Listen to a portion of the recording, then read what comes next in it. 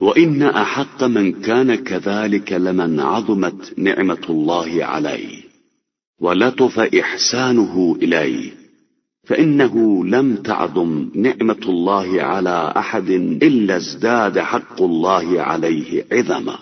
اور ایسے لوگوں میں اس حقیقت کا سب سے بڑا اہل وہ ہے جس پر اس کی نعمت عظیم اور اس کے احسانات لطیف ہوں، اس لیے کہ کسی شخص پر اللہ کی نعمتیں عظیم نہیں ہوتی مگر یہ کہ اس کا حق بھی عظیم تر ہو جاتا ہے۔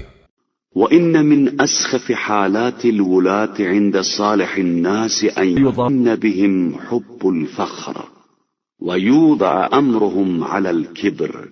اور حکام کے حالات میں نیک کردار افراد کے نزدیک بدترین حالت یہ ہے کہ ان کے بارے میں غرور کا گمان کیا جائے اور ان کے معاملات کو تکبر پر مبنی سمجھا جائے۔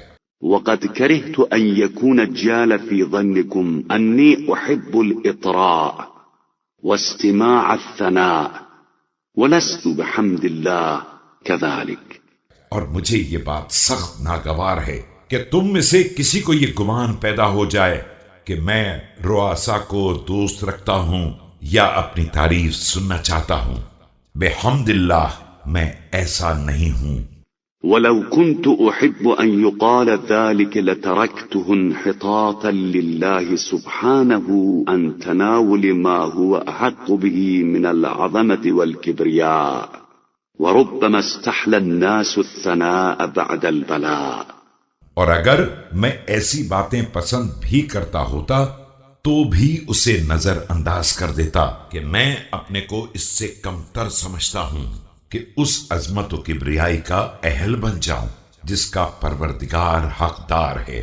یقیناً بہت سے لوگ ایسے ہیں جو اچھی کارکردگی پر تعریف کو دوست رکھتے ہیں۔ فلا تثنوا علي بجميل ثناء لإخراج نفسي إلى الله سبحانه وإليكم من البقية في حقوق لم أفرغ من أدائها فرائض لا بد من إمضائها۔